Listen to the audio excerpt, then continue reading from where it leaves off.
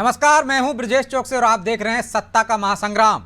दो राज्यों के विधानसभा चुनाव के परिणाम आ चुके हैं। हरियाणा में बीजेपी ने हैट्रिक लगा दी है। बीजेपी ने इतिहास रच दिया हरियाणा में। लगातार तीसरी बार सरकार बनाएगी बीजेपी हरियाणा में। सीएम नायब सिंह सैनी ने जीत के बाद पूजा अर्चना की। सीएम ने ज्योतिसर मंदिर में जाकर पूजा की और इस दौरान मीडिया से भी चर्चा की। क्या कुछ बोले ये आपको सुनवाएंगे अभी। उन्होंने कहा हरियाणा में बीजेपी के कामों पर तीसरी बार मोहर लगी है। मैं हरियाणा की जनता का बहुत बहुत आभारी हूं। पीएम मोदी के नेतृत्व में ही हम आगे बढ़ रहे हैं।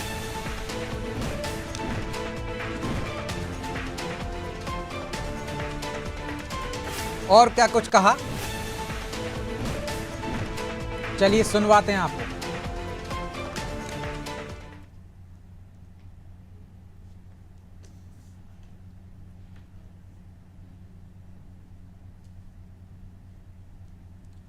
ये तस्वीरें हैं पूजा अर्चना करने की। पार्लियामेंट्री बोर्ड वो तय करता है।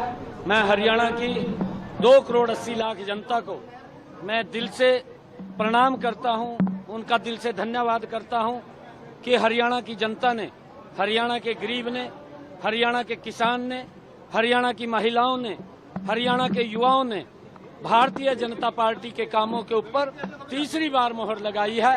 मैं हरियाणा की जनता का दिल से बहुत बहुत आभारी हूं, दिल से धन्यवाद करता हूं। तो जनता का आभार व्यक्त कर रहे थे हरियाणा के मुख्यमंत्री नायब सिंह सैनी। हरियाणा में हैट्रिक लगाई है बीजेपी ने। इतिहास रचा है। 57 साल बाद इतिहास में पहली बार किसी दल ने हरियाणा में तीसरी बार लगातार जीत दर्ज की है। और इसी पर चर्चा के लिए हमारे साथ मौजूद हैं हमारे 2 सहयोगी प्रभु पटेरी और मनोज वर्मा, और साथ में हरियाणा से जुड़ेंगे वरिष्ठ पत्रकार संजय राय, कांग्रेस से बाल मुकुंद शर्मा और बीजेपी प्रवक्ता मंजरी जैन। तो शुरुआत प्रभु जी आपसे ही करते हैं। हरियाणा के परिणाम आ चुके हैं और जो एग्जिट पोल कह रहे थे उससे विपरीत आए। जम्मू कश्मीर में निश्चित तौर पर जो एग्जिट पोल बता रहे थे वैसे ही परिणाम आए हैं। नेशनल कॉन्फ्रेंस और कांग्रेस सरकार बना रही है। हरियाणा में ये पहली बार बीजेपी ने गैर जाट का जो माहौल बनाया था और इस बार जाटलैंड में भी एक तरह से सेंधमारी कर दी। कैसे देखते हैं आप इन परिणामों को? देखिए ब्रजेश जी, जहाँ तक एग्जिट पोल की बात है तो जो सर्वे एजेंसियां हैं उनको अपने जो तरीके हैं उसमें बदलाव करना होगा। उनको नए सिरे से समझना होगा कि जनता अब उनकी बात को समझ चुकी है कि ये जो सर्वे एजेंसियां हैं जो अच्छा खासी रकम लेकर सर्वे करती हैं, एग्जिट पोल देती हैं, ओपिनियन पोल देती हैं, तो जनता जो है अब उनको भ्रम में डालने लगी है। जनता से वो जो सवाल करते हैं एक खास पैटर्न पे जो बातचीत करते हैं, जिस तरीके से वो नब्ज टटोलते हैं, अब उनको पैटर्न बदलना होगा। अब उनको 5 साल वहाँ पर ज़मीन पे मेहनत करनी पड़ेगी। ये नहीं कि चुनाव के पहले गए आप और वहाँ पर जो एक सर्वे किया, फॉर्म भराया और चंद लोगों से पूछकर आप पूरे और एक सैंपल सर्वे किया, तो सैंपल साइज भी बढ़ाना होगा। निश्चित तौर पर सैंपल सर्वे का जो साइज है उसको जितना ज़्यादा बढ़ाएंगे, जितने नीचे तक जाएंगे, लोगों की पल्स को समझेंगे, तब जाकर शायद मुझे लगता है कि सही चीज़ें सामने आ पाएंगी। क्योंकि हरियाणा की जनता खासी समझदार है और हरियाणा के तो सटायर जो है, वहाँ के लोगों का जो हास परिहास है, विनोद है, वो तो खासा चर्चित है ही है। तो निश्चित तौर पर वो जो है उन लोगों ने उनके साथ सर्वे एजेंसियों के साथ भी एक बड़ा मजाक कर दिया इस चुनाव में, ये कह सकते हैं हम। नहीं, पहला चुनाव नहीं है। इससे पहले हमने लोकसभा में भी देखे हैं एग्जिट पोल के लगभग नतीजे नहीं आए थे। नहीं, इस बार तो चारों खाने चित है सारे कि सारी एजेंसियां चारों खाने चित, क्योंकि एक ने भी बहुमत नहीं दिया हरियाणा के बीजेपी मामले में। तो बिल्कुल निश्चित तौर पर वो एक ये कहें कि हम पत्रकार या जो सर्वे एजेंसियों में ज़्यादातर हमारे से जुड़े लोग होते हैं, हम लोग जो एक फिक्स फरमाई पे सोचते हैं। हमने कहा कि हरियाणा में जो अभी आपने बात की शुरुआत की कि तीसरी बार पहली बार बीजेपी की सरकार बनी है, तो हम इस फरमाई पे चलते हैं कि 2 बार हो गया, बहुत हो गया, अब की बार तो नहीं बनेगी। और पहले कभी नहीं बनी है। हाँ, एक माहौल है कि वहाँ का ट्रेंड कैसा रहा है, लेकिन हमको ये चीज़ समझना होगी जनता क्या देख रही है। वैसे ही है ना कि मुख्यमंत्री उज्जैन में नहीं रुकते हैं, कुछ क्षेत्र ऐसे होते हैं जहाँ पे जी। मुख्यमंत्री नहीं जाते, नहीं तो नोएडा कुर्सी नहीं चली जाते हैं। जाती है, नोएडा नहीं जाते, मध्य प्रदेश में भी ऐसे इलाके हैं, जी। तो वो धारणाएं टूटने लगी हैं अब। बिल्कुल। तो जनता क्या समझती है? जनता ये परिणाम जो है हरियाणा का, ये खासकर सीधे सीधे ये कह रहा है कि यदि आप गारंटी दे रहे हैं तो आप गारंटी पूरी करने की क्षमता है, आपका परफॉर्मेंस है गारंटी पूरी करने का, तो वो आपके साथ है। नहीं तो आप जो केवल कोरी गारंटी यदि दे रहे हैं, पूरी नहीं कर पा रहे हैं, कांग्रेस के संदर्भ में कह रहा हूँ कि हिमाचल में आप पूरी नहीं कर पा रहे हैं, आप कर्नाटक में पूरी नहीं कर पा रहे हैं, लेकिन गारंटियों की आप फिर नई एक सूची लेकर आ जाते हैं। इस बार भी 7 गारंटियाँ लेकर आ गए, कभी 9 गारंटियाँ ले आते हैं, कभी 10 ले आते हैं, तो वो अब पूरी कहाँ कर पा रहे हैं? तो उसको जनता तौलती है, वो देखती है कि लाडली बहना योजना यदि मध्य प्रदेश में दे रहे हैं तो फिर वो छत्तीसगढ़ में भी दे रहे हैं, राजस्थान में भी उसने देना शुरू कर दिया, वो महाराष्ट्र में भी देना शुरू कर दिया, दूसरे राज्य भी उसको अपना रहे हैं, झारखंड ने भी अपना लिया है। तो फिर तब वो देखता है कि ये पूरा कर रहे हैं, और तब वो देखता है कि आप जो है कोरोना के समय आपने तो मुफ्त राशन योजना शुरू की थी, उसको अगले 5 साल तक फिर बढ़ा दिया आपने, तो फिर दे रहे हैं आप। वो तमाम चीज़ों को देखता है। किसान सम्मान निधि, इतने किसान आंदोलन के बावजूद किसान सम्मान निधि पे कोई फर्क नहीं पड़ा। वो इन चीज़ों को देखता है कि सरकार की क्षमता क्या है, अब सरकार चलाने वालों का मादा क्या है। तो यहाँ पर उसको साफ साफ नजर आता है, तो उसको डबल इंजन की सरकार नजर आती है। उसको नरेंद्र मोदी नजर नहीं आते हैं, उसको नायब सिंह सैनी नजर नहीं आते हैं, उसको एक भरोसा नजर आता है कि एक पार्टी की 2 राज्यों में सरकार है, वो पार्टी का परफॉर्मेंस बाकी राज्यों में बहुत अच्छा है, इसलिए वो यहाँ पर आपके साथ आता हुआ दिखाई देता है। नहीं तो जो अनुमान थे, एग्जिट पोल थे, तो वो बिल्कुल मतलब सही लोक साबित लुभावन होते। वादों से जनता भ्रमित होने वाली नहीं है, उससे मालूम है कि कौन वादे पूरे कर सकता है, किस पर भरोसा किया जाना चाहिए। बिल्कुल। वो जलेबी का डब्बा जो है, एक्सपोर्ट वाला जो क्वालिटी की जलेबी जो है, फैक्ट्री लगाने की, क्योंकि लोगों को आदत है गर्मा गर्म जलेबी खाने की। हम तो ये देखते हैं जलेबी को लोग जो है ऐसे ही खा लेते हैं, जो आज हम खाते हुए देख रहे हैं। जलेबी जो उत्तर प्रदेश में सुबह के नाश्ते में जो है गर्मा गर्म दूध के साथ भी खाई जाती है। जलेबी शादी पार्टियों में रबड़ी के साथ भी खाई जाती है। जलेबी जो है रात के खाने के समय जो है दही के साथ खाई जाती है, मालवा में पोहे के साथ खाई जाती है। तो जलेबी जो है, लेकिन खाता आदमी गर्मा गर्म है, जलेबी फ्रोजन नहीं खाता है आदमी। तो ये इस चीज़ को उनको समझना होगा कि आप क्या बेचने जा रहे हैं। आप जो है हल्दीराम की तरह डब्बा बंद रसगुल्ला बेच सकते हैं, लेकिन जलेबी को डब्बा बंद करके नहीं बेच सकते। ये जनता ने कांग्रेस को समझा दिया है। तो मनोज जी, जनता ने तो कांग्रेस को समझा दिया, क्या कांग्रेस समझ पाएगी कि असल मुद्दों पे बात करना होगी? अब लोक लुभावन बातों पे बात नहीं करना चाहिए और हवा हवाई बातें नहीं करना चाहिए। धरातल पे जनता भी समझदार है कि आप कितने वादे कर रहे हैं, कितने पूरे कर सकते हैं, और किस तरह के हास्यास्पद बयान दे रहे हैं, उनको भी उन्होंने दरकिनार कर दिया एक तरह से। बिल्कुल। देखिए, अगर इसके 4 दिन पहले अगर एक खबर आती है हिमाचल से, जिसका बाद में खंडन हो जाता है कि टॉयलेट सीट पर भी टैक्स लगाया जाएगा। अगर वहाँ के मुख्यमंत्री वोटिंग के 1 महीना पहले कहते हैं कि हमारे पास पैसा नहीं है, हम 2 महीने का वेतन नहीं लेंगे, तो ये जनता समझ रही है ना कि लोक लुभावन गारंटी के मायने क्या निकाले जाएं और क्या हो सकता है। और दूसरी तरफ हरियाणा में चुनाव के पहले किसानों के खाते में पैसा आ जाता है किसान सम्मान निधि का। तो वो सारी चीजें जो प्रभु जी ने कहा। और दूसरी एक बात है, ये भी तो कि लोक जो- लुभावन ही हुआ ना, कि हाँ, पहले बिल्कुल पैसा है आ ना। जाता है तो नहीं, एक तो ये पार्टी तो कर रही है, पहले एक से ना कर। पार्टी दे रही ना, लेकिन आप जो दूसरी सरकारें हैं, क्योंकि आप देखिए ऐसा नहीं, हरियाणा में भी कांग्रेस ने अगर 7 गारंटी की है तो बीजेपी ने 21 संकल्प की बात की है। उन्होंने 2000 की बात की, बीजेपी ने 2100 कर दी। जैसे मध्य प्रदेश में हमने देखा था कि बीजेपी ने 1000 की बात की थी तो कांग्रेस ने 1500 2000 की बात कर दी थी लाडली बहनों के लिए। तो सवाल ये है कि पब्लिक भरोसा किस पर करे। और दूसरी बात है कि जो जाटों की बात हो रही थी कि केवल कांग्रेस को लगा था कि जाट उनके साथ आ गए हैं, दलित उनके साथ आ गया है और मुस्लिम उनके साथ है, तो 49-50% का विनिंग कॉम्बिनेशन बन जाएगा। और जो प्रभु जी ने कहा एग्जिट पोल में कि आप ये तो पूछ ले रहे हैं कि आप इनको वोट नहीं देंगे कि नहीं देंगे, लेकिन आपने किसी ने पूछा कि आप भूपेंद्र हुड्डा को मुख्यमंत्री बनाना चाहते हैं कि नहीं चाहते हैं, तो शायद हो सकता है कि फिर ये एग्जिट पोल जो हमने देखा उसके नतीजे कुछ और हम देखने को मिलते हैं। क्योंकि कई बार होता है कि आदमी से भी एंटी इनकम्बेंसी होती है, पार्टी से भी होती है। या खट्टर से जो नाराजगी थी उसको पार्टी से जोड़ लिया, या विनेश फोगाट की नाराजगी को पूरे जाट समुदाय से जोड़ लिया। और कांग्रेस ने जो गलती की कि विनेश फोगाट को जब पदक नहीं मिला तो पूरा देश दुखी था, लेकिन दीपेंद्र हुड्डा जिस तरीके से कांग्रेस उनको लेकर गांव-गांव जाने का प्रयास किया हरियाणा में, और ये बताने का प्रयास किया कि ये जाटों के साथ नाइंसाफी है, तो उसी जाट लैंड में बीजेपी को वोट मिला, सीटें मिली ना। तो कांग्रेस ने गलती कर दी, उसने पोलराइज करने का मौका दे दिया गैर जाटों को। चलिए, कांग्रेस ने क्या क्या गलतियां की हैं, कांग्रेस से समझने की कोशिश कर लेते हैं। बाल मुकुंद जी, कहाँ चूक कर गए? 50% सीटें आप जो जीती हुई थी वो गंवा दिया आपने। बीजेपी ने भी 25 टिकट बदले थे, 16 जीत गए, उन्होंने भी गंवाई हैं 13 सीटें। लेकिन आप ज्यादा गंवा चुके, कहाँ चूक कर गए या जनता को अपनी बात नहीं समझा पाए? कांग्रेस ने काम के आधार पर वोट मांगे और क्योंकि काम किए हैं कांग्रेस ने, हरियाणा बनने के बाद ज्यादातर समय कांग्रेस सत्ता में रही है। कांग्रेस भारतीय जनता, ये इसको आप बदकिस्मती माने हमारी या इस प्रदेश की, भारतीय जनता पार्टी, जो आप पोलराइजेशन की बात करे थे, आपने पूरी इस बात को खोल के नहीं बताया। भारतीय जनता पार्टी हिंदू मुसलमान करती है देश में, यहाँ जाट नौ जाट किया है। भारतीय जनता पार्टी का जितना कुशासन रहा है हरियाणा में, इतना तो हिंदुस्तान में ऐसा उदाहरण नहीं मिलेगा आपने। अब आप देखो ना, चुनाव से पहले बाबा राम रहीम को, जो बलात्कार का दोषी, उसको छोड़ देते हैं। हरियाणा को 4 बार जलवाया, सेना बुलानी पड़ी। हरियाणा एक ऐसा प्रदेश है जिसके भाईचारे की मिसाल यहाँ नहीं बाहर से दी जाती है। भगवान श्री कृष्ण से लेकर के, भगवान श्री कृष्ण की जन्म स्थली रही है, यहाँ इनका कार्य क्षेत्र रहा है, कर्म क्षेत्र रहा है। उस ऐसे प्रदेश को इन्होंने जलाया 4 बार, और अभी भी इन्होंने टिकटों बटनों में जितना जाति पाति का जहर भाजपा घोल सकती है, इतना हरियाणा में घोला। और कुछ लोगों ने इसको स्वीकार करके मैंडेट दिया। ये काम के आधार पर अगर वोट है तो कांग्रेस के मुकाबले कोई काम कर ही नहीं सकता। हमारा 10 साल का, लेकिन शर्मा जी, आप लगातार वहां सत्ता में रहे, ये तो 10 साल से है ना, तीसरी बार आए हैं, तो आपके काम पे ज्यादा भारी पड़ गए, इनके 10 साल का काम लगता है। मेरी बात सुनिए, मेरे को 2 मिनट दे दीजिए। जब हम सत्ता में थे, हमने 19 यूनिवर्सिटी बनाई हरियाणा में। ये बता दी कौन सी यूनिवर्सिटी बनाई? हमने 4 पावर प्लांट लगाए, खेतगढ़ में, जांडली कला में, यमुनानगर में और कानपुर में। इन्होंने एक भी पावर प्लांट नहीं लगाया। हमने बिना पर्ची खर्ची की जो ये बात कर रहे हैं, इन्होंने तो टैक्सी ली है, इनके दफ्तरों में टैक्सी मिली है, पैसे की लूट मचाई इन्होंने।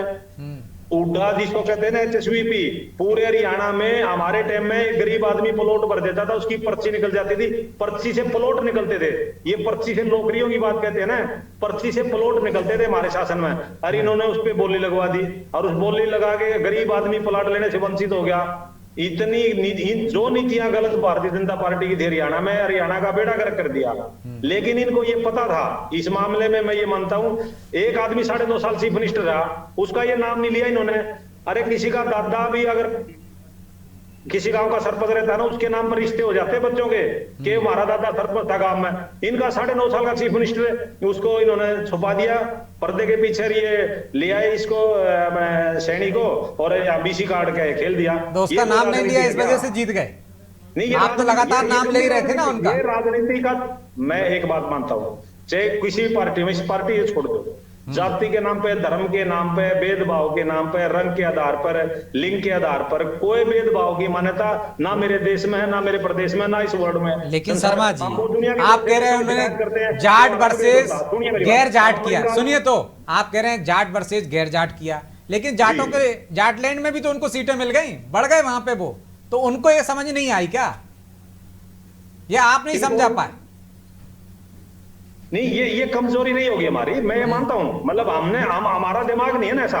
हमारा जो कांग्रेस का दिमाग है वो काम करने का। देश आजाद हुआ, हम तो भुखमरी थी देश में। हमारी क्रांति लेके आए, हम सफेद क्रांति लेके आए, IT क्रांति लेके आए, संचार क्रांति लेके आए, परमाणु संपन्न राष्ट्र। मतलब दोष जनता का है, कांग्रेस का नहीं।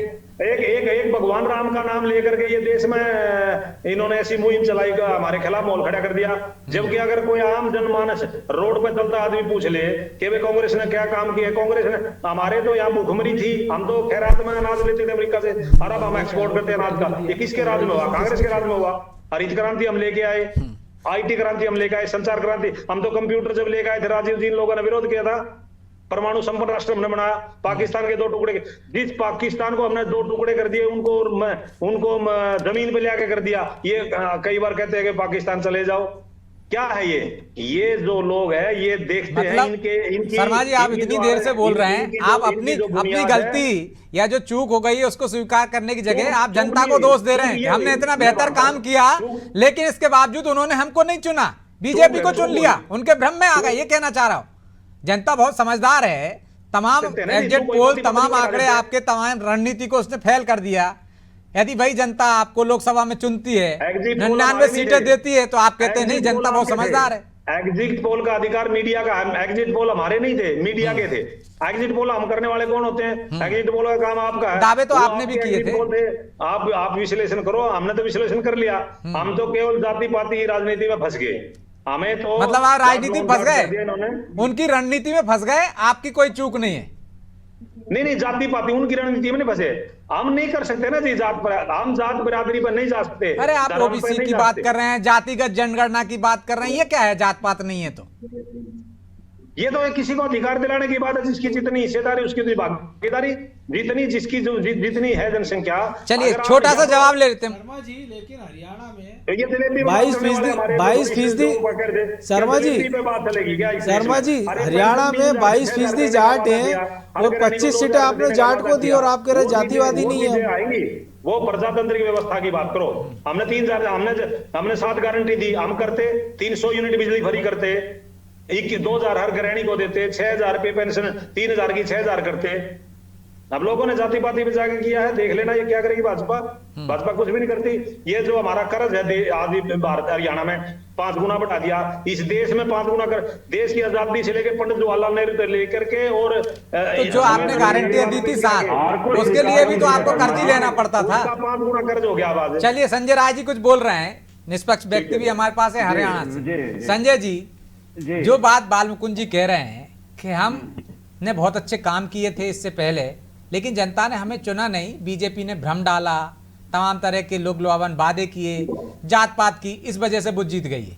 कांग्रेस अपनी कमजोरियों पर ध्यान नहीं देती, आत्मंथन नहीं करती है। आपको क्या लगता है यही वजह है हारने की कांग्रेस ऐसा नहीं, इनके आपस की गुटबाजी, आपस में इनकी चौधर की लड़ाई, और हर कोई तो मुख्यमंत्री बनना चाह रहा था, वो हार का कारण मुख्य बना कि भूपेंद्र हुड्डा अपने आप को मुख्यमंत्री, सुरजेवाला अपने आप को मुख्यमंत्री, शैलजा अपने आप को मुख्यमंत्री। अरे कांग्रेस एक है, उसका 3 मुख्यमंत्री कैसे बनेगा जनता समझ गई। समझने के बाद उसने अपना दे दिया निर्णय। अब ये देखिए कि पूरा बाल मुकुंद जी जलेबी खा रहे हैं, भले ही जलेबी बड़ी चर्चा में है आजकल, वो लेके ही बैठे हैं लगता है। पकौड़ा खा रहे हैं आप, ठीक है। हाँ चलिए, अब देखिए, अब नमकीन खान मिठाई से नमकीन पर आ गए, अच्छी बात है। अब मिठाई थोड़ी देर बाद भाजपा मुख्यालय में थोड़ी देर बाद बंटने वाली है 6 बजे से। वहां पर तो जलेबी के टोकरे पहुंच गए पहले ही, वो भी जलेबा नहीं पहुंचा। हरियाणा में तो जलेबा फेमस है, जिसका जिक्र किया था राहुल गांधी ने, लोगों जलेबी पर आ गए हैं। और मैं इस चीज पे नहीं है। सबसे बड़ी बात है कि कार्यकर्ताओं के बीच में अच्छे से इन लोगों की गुटबाजी सामने आई है। अपने वोट्स को बांटने के लिए लोगों को लड़ाई लड़नी पड़ी। कुमारी शैलजा ने 3 टिकट दिलवाए, 3 टिकट में 2 टिकट उनके हार गए। 1 टिकट बड़ी मुश्किल से पंचकुला का जीता है, कि जिसके लिए उनको नाको चने चबाने पड़ गए हैं। वो भी हार जो बनी है, जो विधानसभा अध्यक्ष हारे हैं, उनके अपने लोगों ने, उनकी अपनी जाति के लोगों ने हरवा दिया कि तीन बानियां खड़े हो गए और तीनों बानियों में वोट बढ़ गए। वोट का अंतर देखिए, मात्र 1900 कुछ वोट का अंतर है, 1978 वोट का है, 1975 वोट का, इतना अंतर है। तो विधानसभा अध्यक्ष का हार जाना, उसके बाद गुजरों के द्वारा वोट न दिए जाने से उधर कंवरपाल गुजर हार गए, और वहीं पर गुजरों के द्वारा वोट न दिए जाने के कारण सबसे बड़ी बात है कि जाति का मामला, वो प्रदीप जो पिछली बार विधायक थे हैं, वो हार गए। बहुत सारी चीजें हैं, अलग अलग सीटों पे पूरा उत्तर हरियाणा कांग्रेस से साफ हो गया है। जो लोग थे भी वो भी साफ हो गए। दक्षिण हरियाणा ने नहीं, मैं उल्टा बोल गया, उत्तर हरियाणा से भाजपा के बहुत से लोग हारे हैं, कांग्रेस के लोग जीतते हैं। देखिए अंबाला के अंदर 1 सीट देखिए, जो कि बाप जीत गया, बेटी हार गई। अंबाला में बाप बेटी दोनों लड़ रहे थे, जिसे बेटी का टिकट कटवाया शैलजा ने, वो दूसरे नंबर पर आई है। कांग्रेस का कैंडिडेट तीसरे नंबर पर था।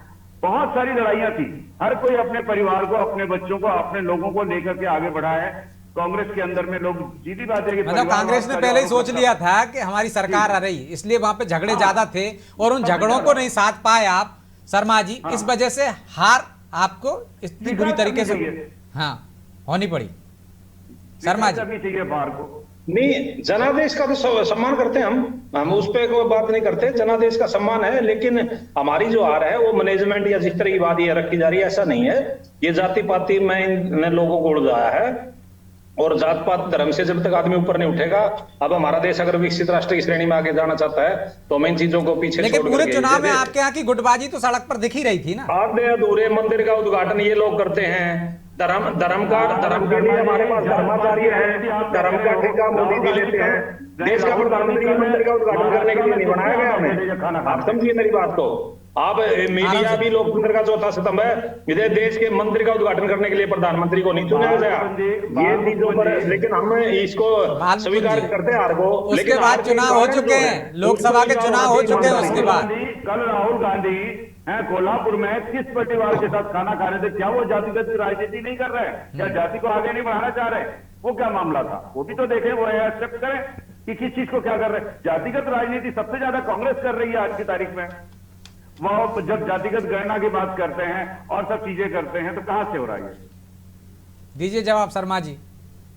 जातिगत राजनीति तो सबसे ज्यादा कांग्रेस कर रही है, जातिगत जनगणना की बात कर रही है। दलित के यहाँ खाना खाने जाते हैं तो वो जातिवाद नहीं है क्या? राहुल गांधी जाते हैं तो कल खाना बना के खाए हैं वहां पर, उसके बाद भी वो बात कर रहे हैं, उसको प्रचार किया है।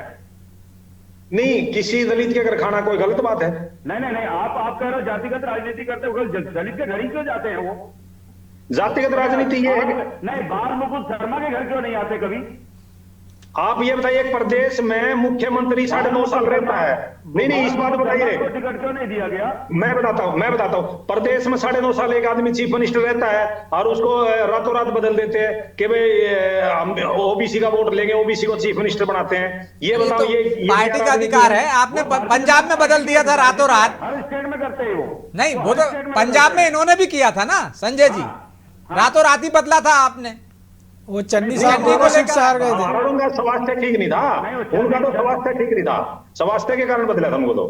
ये यहाँ तो स्वास्थ्य बिल्कुल ठीक था खट्टर साहब का।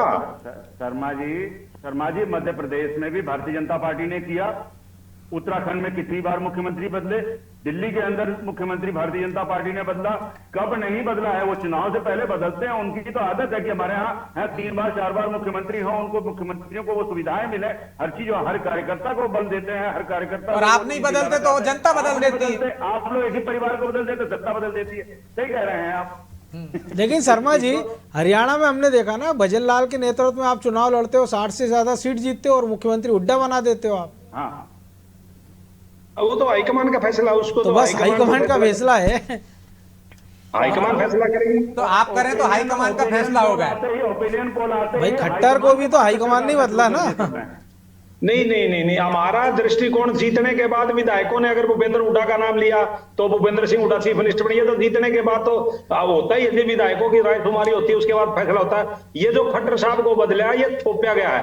हमने रायशुमारी, चौधरी बसरलाल जी अध्यक्ष थे, इसमें कोई दो राय नहीं, लेकिन रायशुमारी में ज्यादा वोट हुड्डा साहब के पास गए होंगे तो हुड्डा साहब को चीफ मिनिस्टर बना दिया। वो तो चीफ मिनिस्टर बने ना, चले ना 10 साल उनका शासन है। लोकतांत्रिक व्यवस्था है, सार्वजनिक रूप से कर लिया करो, चुनाव करा दिया करो किसके साथ। आपने राजस्थान में वही किया, आपने मध्य प्रदेश में वही किया, छत्तीसगढ़ में आपने 2.5 साल का फार्मूला दिया तो आपने उसका पालन नहीं किया, तो जनता ने आपको बाहर कर दिया। जब खट्टर साहब को बनाया रामविलास शर्मा घोषित मुख्यमंत्री देंगे, जब खट्टर साहब को बनाया रामविलास शर्मा घोषित मुख्यमंत्री देंगे, तो इन्होंने रामविलास शर्मा को नहीं बनाया, तब खट्टर साहब को बना दिया कि पंजाबी वोट बैंक को साधना है, ओबीसी को साधना है। हमने ऐसा कभी नहीं करते, हम पहले मुख्यमंत्री घोषित नहीं करते, ये तो साधने पर लगे हुए जातियों को।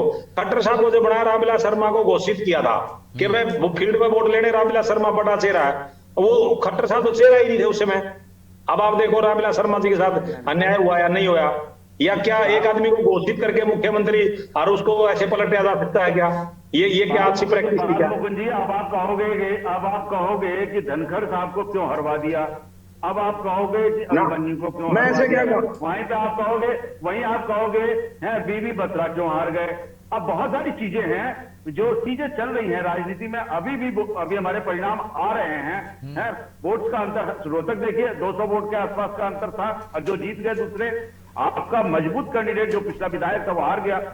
अब बहुत मजबूत विधायक प्रदीप थे, प्रदीप हार गए कालका से, वहां से भी तो नारा लगाया था।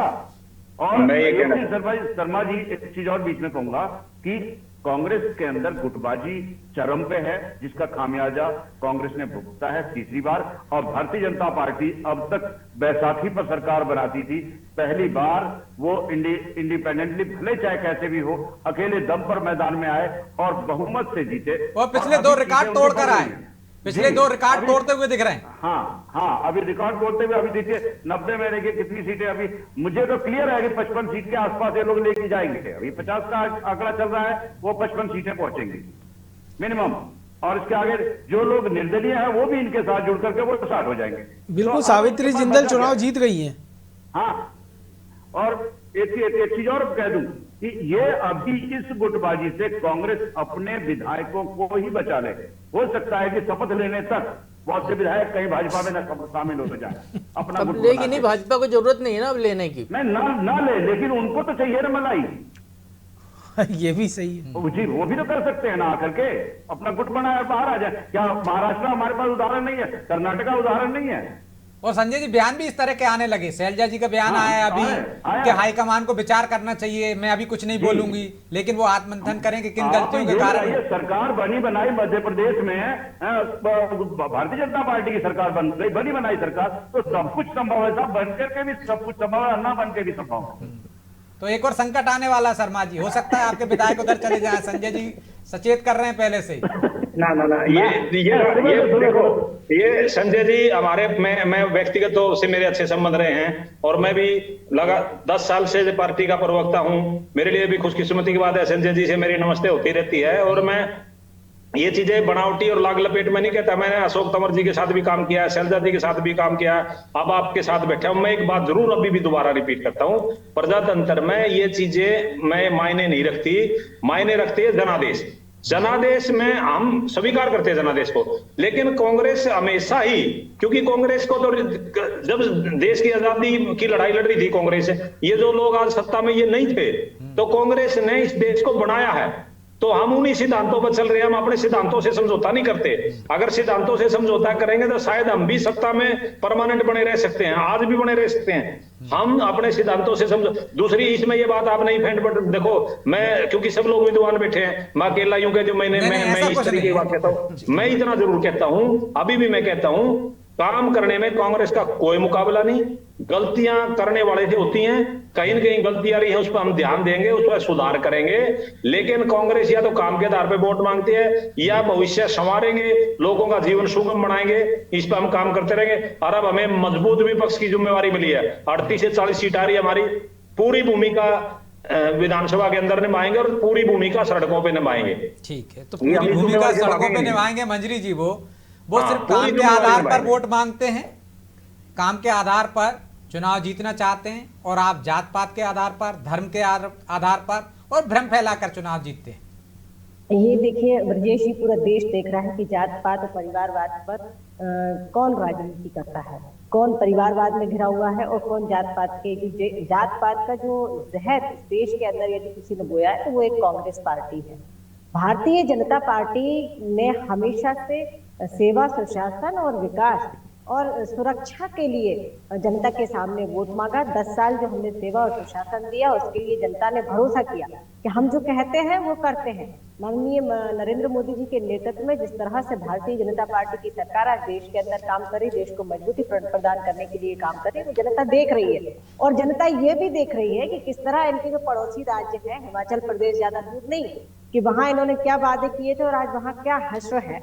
ये घोषणा पत्र तो हरियाणा में बैठकर जो है हरियाणा से घोषित कर नहीं पाते हैं, दिल्ली में बैठकर अपना घोषणा पत्र पढ़ते हैं, तो इनकी ये हालत है। दूसरी बात, जो सभी मेरे जो पूर्व में बुद्धिजीवी पत्रकार महोदय, सभी लोग इनकी कांग्रेस के अंदर जो अंतर्द्वंद है और एक दूसरे को नीचा दिखाने की और होड़ लगी हुई है, वो भी सब जनता देखती है कि ये कैसे सत्ता के लिए, सत्ता की मलाई खाने के लिए आपस में लड़ते हैं और जनता को गुमराह करते हैं। लेकिन वो तो कह रहे हैं कि आप तो चुनाव जीतने के लिए बाबा राम रहीम को भी पैरोल पर छोड़ देते हैं, तो आप भी तो हथकंडे अपनाते हैं।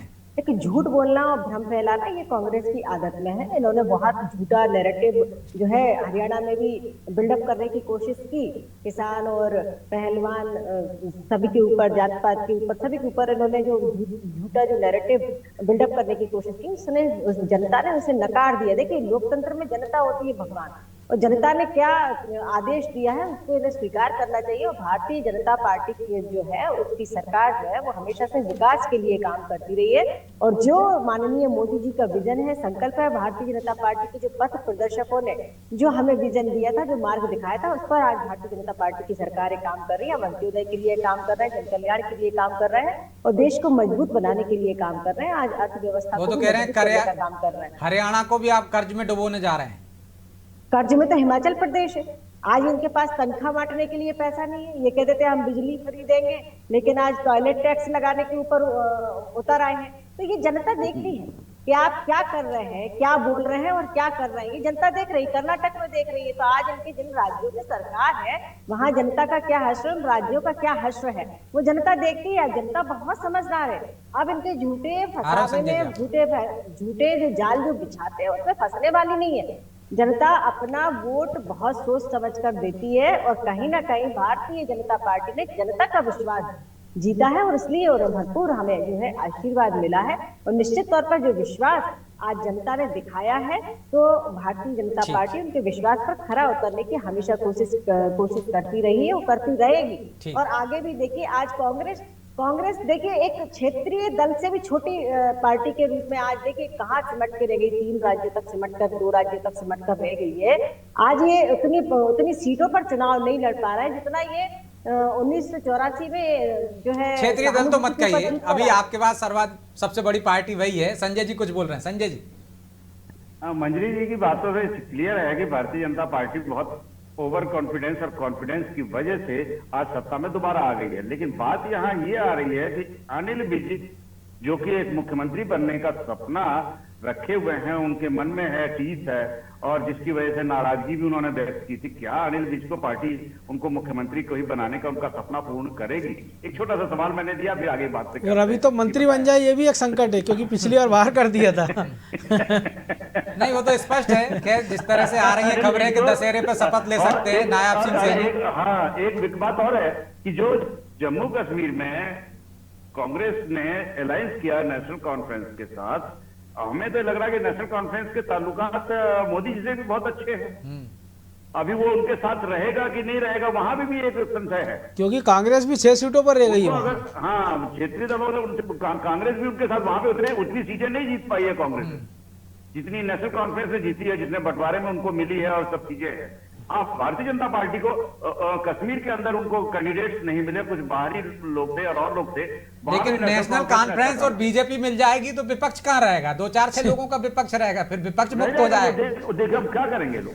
पहले भी देखे, किसी ने नहीं सोचा था कि वो महबूबा मुफ्ती से बीजेपी अलायंस करके वहां पे सरकार बना लेगी। यहाँ भी कुछ भी हो सकता है। राजनीति, जब बालमुकुंद जी ने कहा कि राजनीति, लेकिन जो महबूबा मुफ्ती के साथ हुआ है, जो जेजेपी के साथ हुआ है, क्या नेशनल कॉन्फ्रेंस चाहेगी कि उनके साथ भी वही हो? ऐसा उनके साथ होगा नहीं।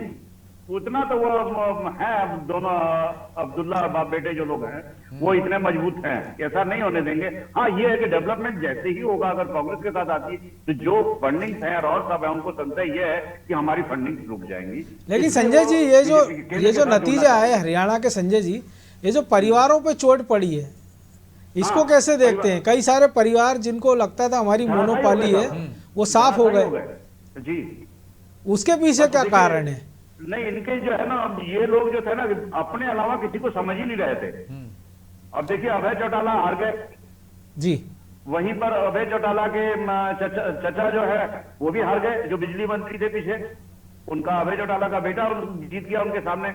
और ये लगाइए कि अभी जेजेपी के नेता दुष्यंत चौटाला, दिग्विजय, उनकी माता जी और लोग, जितने लोग थे परिवार के लोग, सब लोग साफ हो गए। अब जनता ने उनको साफ कर दिया। तो दुष्यंत चौटाला तो खबर आ रही 6ठे नंबर पर चल रहे हैं, वो 6ठे पर खत्म हो गए सर, वो तो हार गए ना जी। जमानत भी बड़ी मुश्किल से बची है कि नहीं बची, अभी हम लोग अभी आंकड़े आएंगे तो दिखेगा। तो इससे किसको सबक लेना चाहिए? बीजेपी को, कांग्रेस को? बीजेपी तो परिवारवाद के खिलाफ बात करती रही है। हाँ जी, क्या पूरा सवाल बताएं? इसको सबक किसको लेना चाहिए? कांग्रेस को इससे सबक लेना चाहिए? सबक दोनों को, या जो हारे हैं उनको भी सबक लेना चाहिए। अब ये नहीं है कि हमारे जो अब अमिताभ बच्चन के बेटे अभिषेक बन गए और जगह बन गए, तो ऐसी राजनीति में अगर जैसे जवाहरलाल नेहरू का जिक्र आता है, उनके परिवार से सब लोग बनते चले आ रहे हैं, ऐसे ही राजनाथ सिंह के बेटे भी राजनीति में घुसते चले आए और तमाम बीजेपी के लीडर्स भी अपने बच्चों को, परिवार के लोगों को आगे बढ़ा रहे हैं। उनकी जगह पे जो जमीन पे कार्यकर्ता जो दरिया बिछा रहा है, उनको नहीं पूछ रहे हैं, उनको पूछने की जरूरत है। उत्तर प्रदेश में अभी चुनाव होने हैं, अभी कुछ सीटों पर 10 सीटों पर है उपचुनाव। हाँ, 10 सीटों में वहां भी होना है, वहां भी दिखेगा। महाराष्ट्र का है, वो दिख जाएगा कि कहां पर क्या है। इस तरह तो 46 विधानसभा सीटें हैं जो महाराष्ट्र और झारखंड के साथ उपचुनाव जहां होंगे। 46 वो हैं विधानसभा सीटें, 2 लोकसभा सीटें। इग्नोर करेगी पार्टी तो हो जाएगा, वो खत्म हो जाएगा और रह जाएगा नेपथ्य में। वही हुआ कार्यकर्ता नहीं, परिवार के लोगों को जो टिकट बांट रहे थे उनका यही हुआ, जैसा हरियाणा में हुआ है। और यही हाल पंजाब में हुआ था। पंजाब में किस तरीके से हुआ, वहां भी सब रिश्तेदार ही थे आपस में, सब लोग मुख्यमंत्री और ये वो बन रहे थे। आम आदमी पार्टी आके बैठ गया, कोई कुछ उखाड़ पाया किसी का। लेकिन संजय जी, आपको लग रहा है अब हरियाणा में नेता प्रतिपक्ष कौन होगा? क्या भूपेंद्र हुड्डा या कोई और? अब वहां भी लड़ाई चल रही था। अब वहां तब किरण तो पिछली बार लड़ाई लड़ रही थी, वो भाजपा में है, उनकी बिटिया जीत गई। श्रुति चौधरी जीत गई जी। हाँ, वहां बिटिया जीत गई। वो कांग्रेस के उनके चचेरे भाई, वो श्रुति के चचेरे भाई हार गए।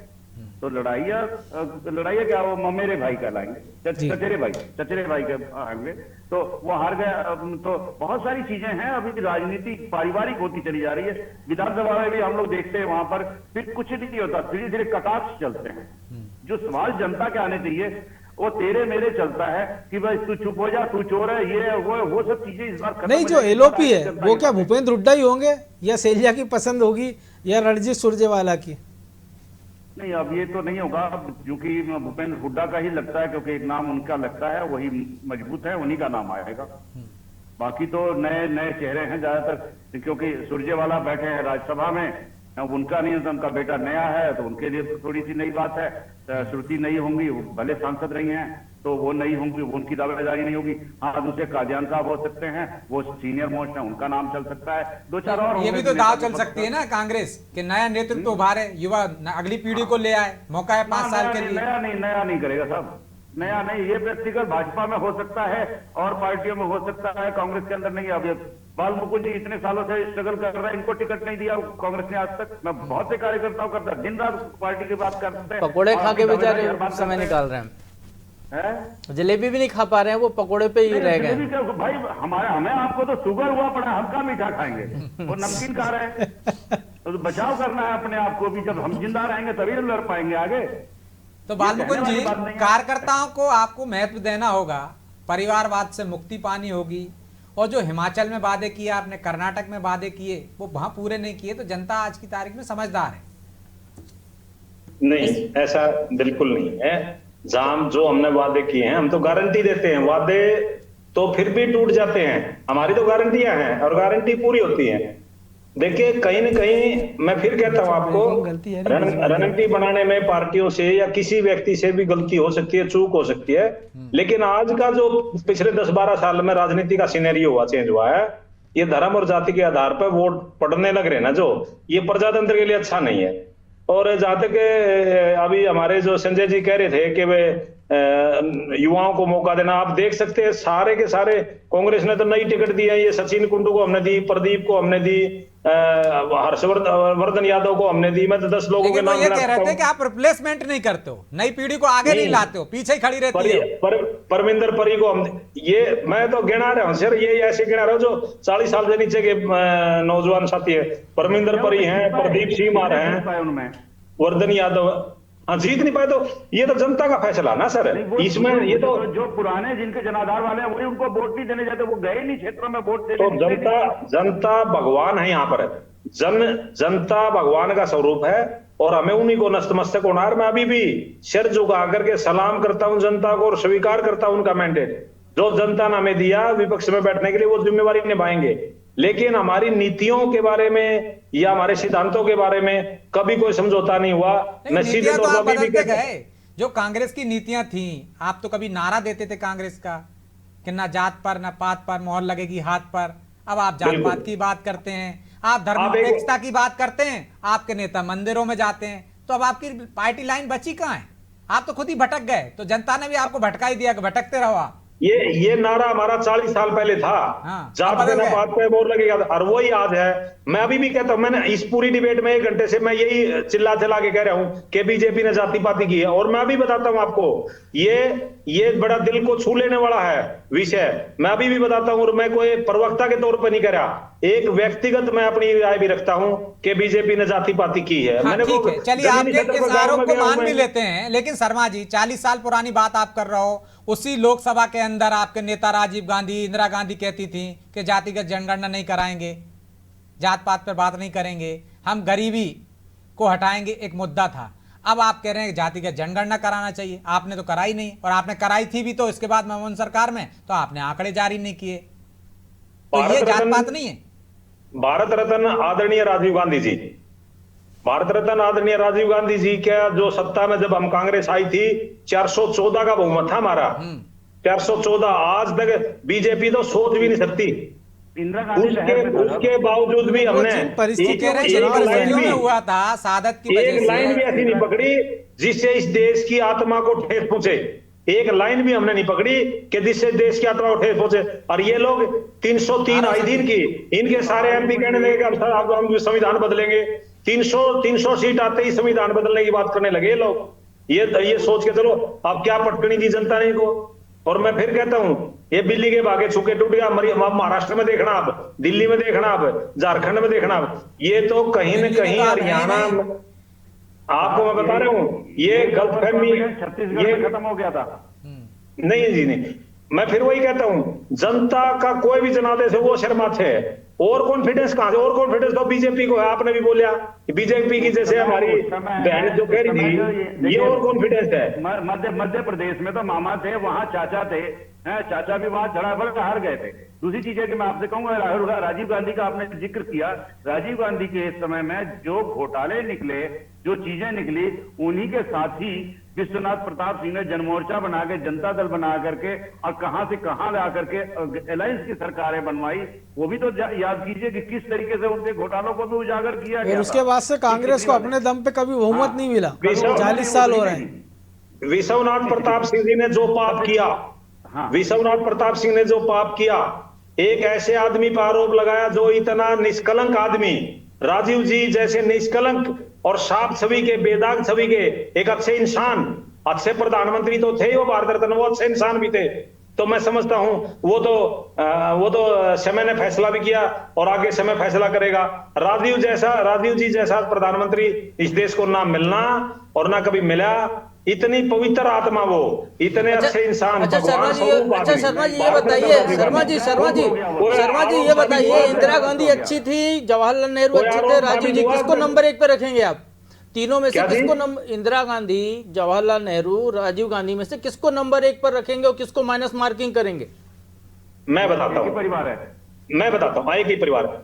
जिस दिन आजादी की पहली सुबह की किरण निकली, पंडित जवाहरलाल नेहरू जी ने फैसला किया कि हम बांध बनाएंगे, हम गरीबी को हटाएंगे। नहीं, आप ही ने कहा ना, मेरी आपने बात कहा सुनिए। जैसा प्रधानमंत्री आपने हो नहीं सकता राजीव गांधी जैसा। मेरी ना बात, भविष्य में- मेरी बात बोलने दे, 1 सेकंड, मेरे को 1 मिनट दे देना। जो गुटनिरपेक्ष की नीति जवाहरलाल जी ने दी, आज भी हम उस पे चल के ही विश्व में एक शक्ति के रूप में उभर रहे हैं। वो किसकी देन थी?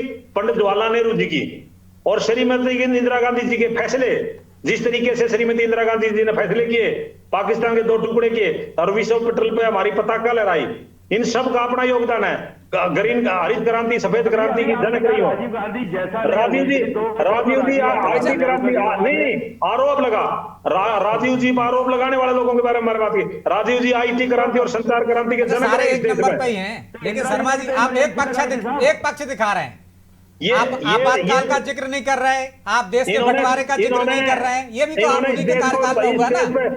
शहादत दी है, इन्होंने शहादत दी इस देश के लिए। मैं कहता हूं इस परिवार के बारे में तो, राजीव गांधी, इंदिरा जी और पंडित जवाहरलाल नेहरू के परिवार के बारे में तो हमें चर्चा भी इस तरीके से करना चाहिए कि ये लोग हाँ, तो वैसे ही होगा ना, दादा ने घी खाया, वो तो पहलवानी करेगा। अपनी कुर्बानियां दी हैं, नहीं। अपनी कुर्बानियां दी इन्होंने कुर्बानियां दी, साहब कुर्बानियां दी हैं, याद रखना सर। नहीं तो मैं शर्मा बताता जी, हूं, दादा ने देश घी की खाया, आजादी- पोता पहलवानी करेगा, वो हो गया जंग ना। आजादी उन्होंने की शहादत लड़ाई, दी है, उनकी जंग- शहादत को नमन है। कौन उनको झुटला रहा है? देश में कोई झुटलाता है क्या?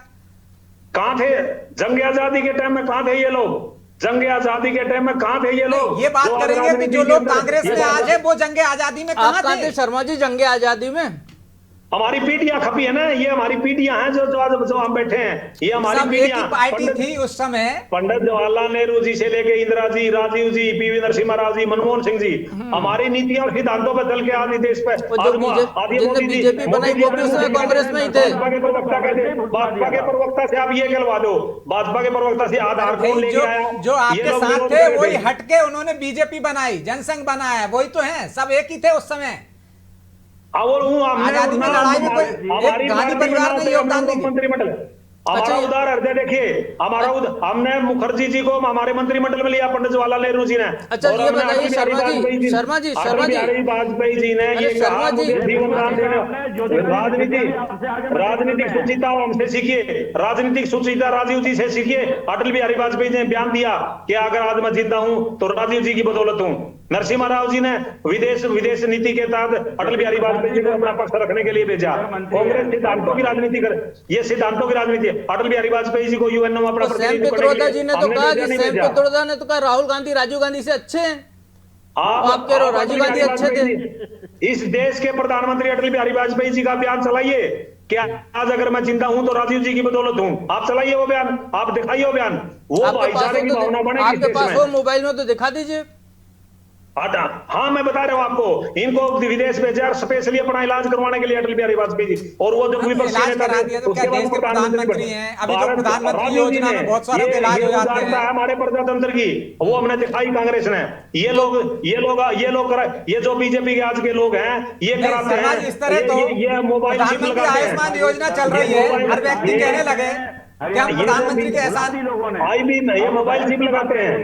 ठीक है, ये मोबाइल चिप लगाते हैं। आज सुचिता खत्म करिए भारतीय जनता पार्टी के नेतृत्व में इस देश में राजनीति की सुचिता चाहिए कि बरकरार रखनी पड़ेगी, रूप से देश आगे बढ़ेगा। राजनीतिक सुचिता की बहुत जरूरत है। बाल मुकुंद जी, अब जो है ये सारी बातें जनता ने भुगला के आज जो जनादेश दिया है या जनादेश आ रहा है वो तो हम मानते शर्माते हैं हमारे ना, तो अब इन चीजों का कोई जिक्र ही नहीं रह गया ना। लोग इन सब चीजों को नहीं मानते ना। नहीं आप ये नहीं होता। राहुल गांधी को लेके आके 2 दिन चुनाव के अंदर कैंपेन किया तो शैलजा को जबरन क्या नाम है लेके आए। और एक चीज और किया आपने, बहुत अच्छा काम।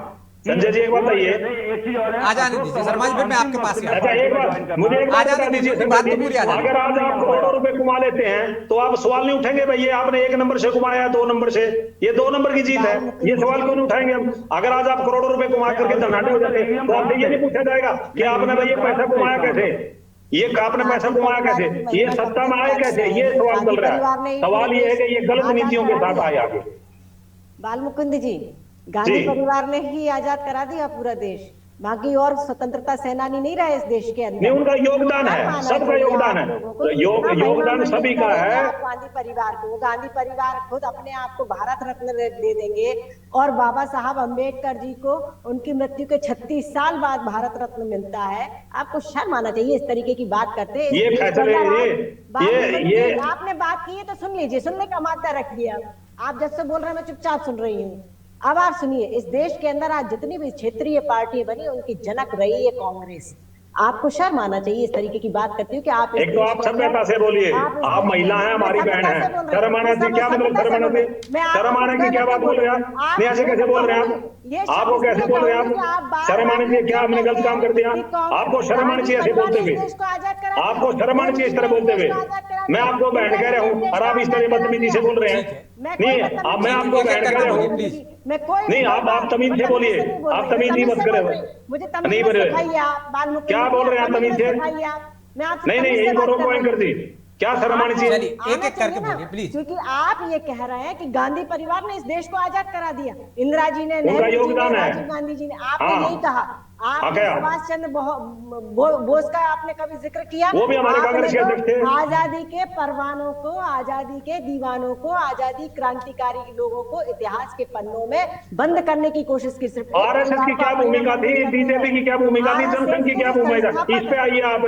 आरएसएस की क्या भूमिका थी, जनसंघ की क्या भूमिका थी, भाजपा की क्या भूमिका थी? आपको सुनने की आदत नहीं है बाल, सुनाओ, सुन लीजिए। आपने जितने क्वेश्चन किए मैंने आराम से सुने, अब आप सुनिए ना।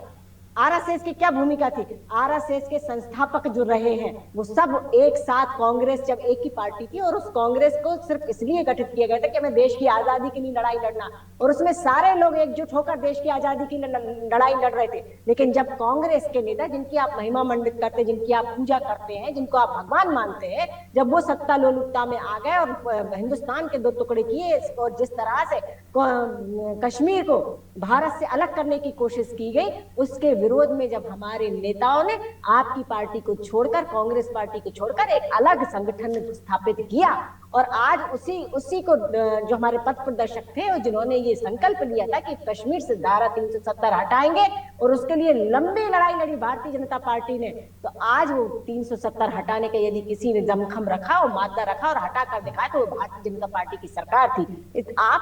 आपके नेता सिर्फ सत्ता लोलुपता में रहे, आपने इस हिंदुस्तान को हमेशा से बांटने की कोशिश की। आप तो वो नेता हैं आपके जो कांग्रेस की नीति पर आज भी चलते आए। अंग्रेज तो चले गए, लेकिन अंग्रेजों की नीति आज भी आप चल रहे हैं कि फूट डालो और राजनीति करो। तो राज करने की जो अब आपकी जो नीति है वो खत्म हो चुकी है, क्योंकि जनता अब समझ चुकी है कि आपका चाल चरित्र चेहरा क्या है आपके नेताओं का। अब आप यहाँ बैठकर चैनल पर बड़ी बड़ी बातें करें कि अरे इतने बड़े थे और ये थे और हमने ये किया वो किया, उससे कुछ नहीं होने वाला। जनता ने आदेश दे दिया, जनता ने ये दिखा दिया कि कौन देश के लिए काम कर रहा है और कौन देश को भ्रमित कर रहा है। चलिए छोटा सा जवाब दे दीजिए शर्मा जी, समय नहीं है। ये जो बहन जी कह रही हैं, इनको इतिहास की जानकारी नहीं, इनको ये जानकारी नहीं कि मैंने क्या कहा है। अब ये मैंने इनसे पूछा कि भाई आरएसएस और बीजेपी ये जो कह रही है कांग्रेस ने आजादी की लड़ाई लड़ी है, तो ये मान ही रही हैं। मैंने तो इतना ही कहा था, और आज प्रजातंत्र में तो सम्मान करता हूं, मैं तो झुक के कहता हूं कि हम स्वीकार करते हैं, इसको नमन करते हैं। हमारा जो मैंडेट मिला विपक्ष की भूमिका निभाएंगे। ये तो मैं शुरू से ही कह रहा हूं। मैं एक बात कहना चाह रहा हूं, कांग्रेस ने जो किया है, आप ये मुझे ये सर नो बता दीजिए। चलिए माफी चाहता हूं क्योंकि समय की बाध्यता है, इसलिए चर्चा को यहीं विराम देना होगा। आप सभी का बहुत बहुत धन्यवाद। तो निश्चित तौर पर हरियाणा के चुनाव, जम्मू कश्मीर के चुनाव परिणाम ने दोनों ही दलों को, खासकर मुख्य जो दल हैं कांग्रेस और बीजेपी को, बहुत सारे सबक दिए हैं। आत्ममंथन करने का विचार दिया कि हरियाणा में बीजेपी क्यों जीती, कांग्रेस कहां चूक कर गई, और इन चुनाव परिणाम के महाराष्ट्र में और झारखंड में आने वाले विधानसभा चुनाव पर क्या असर डालेंगे, ये भी देखने की बात होगी। बहरहाल सत्ता के महासंग्राम में इतना ही। मुझे दीजिए इजाजत और आप देखते रहिए अनादि टीवी। नमस्कार।